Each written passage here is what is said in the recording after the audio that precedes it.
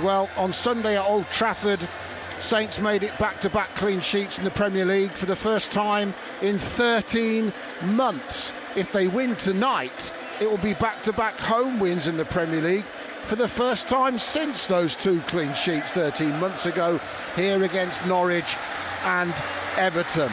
David Raya has come up almost to halfway. He's not going to take this. Matthias Jensen is, and he's going to chip it into the penalty area. Me and Tony under it, and Tony will get there, left to get there at the back post, and a good sliding challenge from Shea Adams puts it out for a Brentford corner. But really, of all the men to allow to drift off you and just have space from a free kick, why would you leave Ivan Toney on his own? Big Ethan Pinnock, the Jamaican international. Ben Mees up there, he scored of course in February against Saints, and their set pieces were a real danger for Southampton all afternoon. It was Paul. How can they show the improvement? Nearly 15 minutes to take this one short. And Buemo curls it to the back stick. There's another Toney free again. Saints players want a handball. The fans do as well. They get it against Ivan Toney.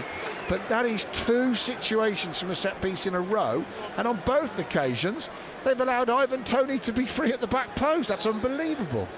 Elyounoussi finds Adams. It goes out to Kamaldeen Sulemana. Sulemana takes his time to get the ball under control, and in the end all the black shirts get back behind the ball and it slows up a bit. But Saints deep in the Brentford half, out on the left wing with Perraud, back inside to his captain. Ward-Prowse will curl this in, and in the end nobody latched onto it or made a run for it, but Raya had to dive to his left because he was suddenly worrying it might just creep inside the post. I'm not sure it would have done, but he was taking no chances. But why didn't anybody try and run into that ball? I'm not quite sure. It's a very good in the crossing in from the left side with an in-swinger from Ward-Prowse. No one's there, no one's even running in for it. That's where you score goals.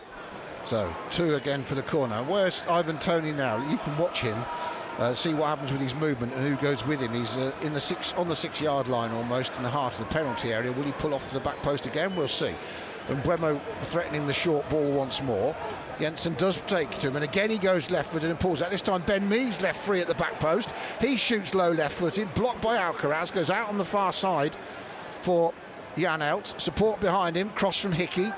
Put into the penalty area, might fall to Buemo, and it's saved by Bazunu somehow, almost with his backside. I thought that was 1-0, and Buemo shot that low, straight at Bazunu, and now Elyounoussi stretching, and Raya comes out of his penalty area by a good 25 yards. Elyounoussi looking for Alcaraz, came off the Brentford players, they get it back, and it's played forward by Norgard to Buemo on the left, and pulling away is Toney as he looks to find him in the box. He's dragged it down, Toney, got it on the edge of the penalty area, tackled by Perraud, stays on his feet still, and wins a corner for Brentford on that far side.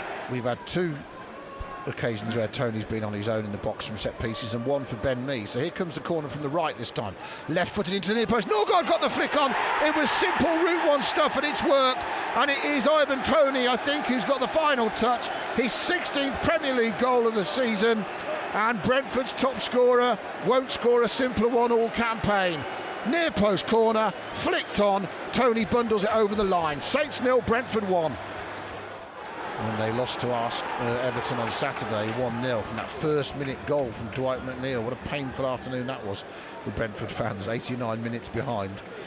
And of course it was a massive win for Everton, didn't help Saints. They wanted Brentford to win that. Now Diallo finds Alcaraz, he's done well. Alcaraz looks up 20 yards out, shoots! And it's dipping, but it can't dip quick enough. And it's a foot or so over the bar, always rising, just started dipping. From about 22 yards away, it's a good effort from the young Argentine, but it's a goal kick to Brentford.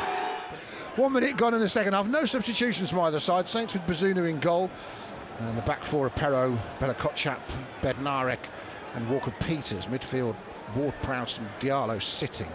And haven't really worked out. There's a great ball from Alcaraz, puts Walker-Peters in the penalty area, narrow angle, pulls it back. Oh, Raya makes a great save as Adams slid in to get the shot in. He did nothing wrong, but David Raya made a brilliant save for Brentford, and Saints get closer to the Brentford goal in the first 2 minutes of the second half than they got in the first 48 of the first. Up it goes up towards the centre circle. Shea Adams did well, and when he spotted the run of Alcaraz, that's unlucky. Great effort from Shea Adams to hit it on the turn back the way he was facing, and it was blocked, but Alcaraz had made the run. Now Diallo looking for an option. The trouble he's got is that he's played a very good ball actually to Sulemana after Alcaraz looked disappointed he didn't get it, and then Sulemana goes on the outside and he fires it over. I'm not sure Raya was seriously worried about it, but it's intent from Sulemana. But how many times out of 100 are you going to score from that angle? Goal kick, 1-0 Brentford. Lavia then squares it toward Pratt. He needs to keep moving the ball at speed, moving Brentford. Here's Shea Adams. Now he gets the free kick, and Buemo tries to plead his innocence, and of course everyone's gone, oh, that's in Ward-Prowse territory. Free kick then, it's, I would say, 5 yards outside the penalty area, but it's out on the right.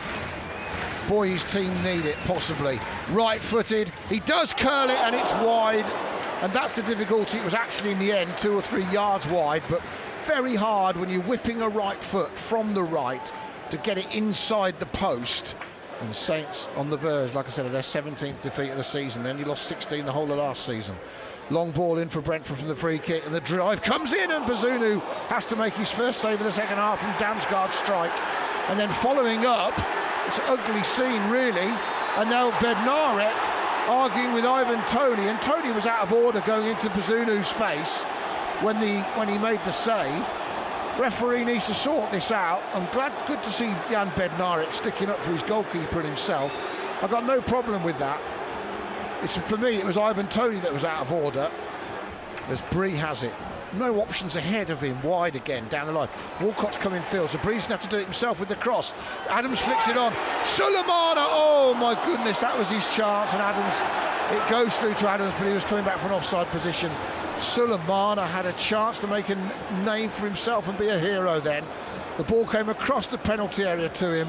He lined it up and he completely spooned the volley.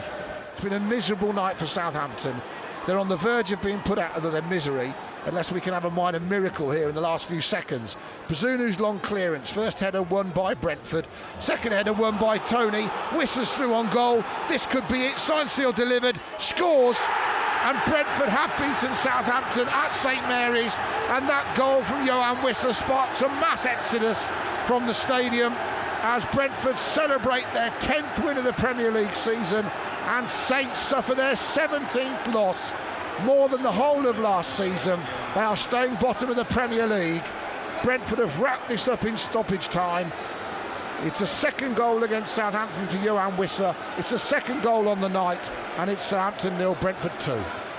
Get your thoughts in about the performance. Is this just too many games, or should we expect from this team bad nights like this? Because that is the full-time whistle. Boos around St Mary's from the fans left in their seats. Saints' second defeat under Ruben Selles.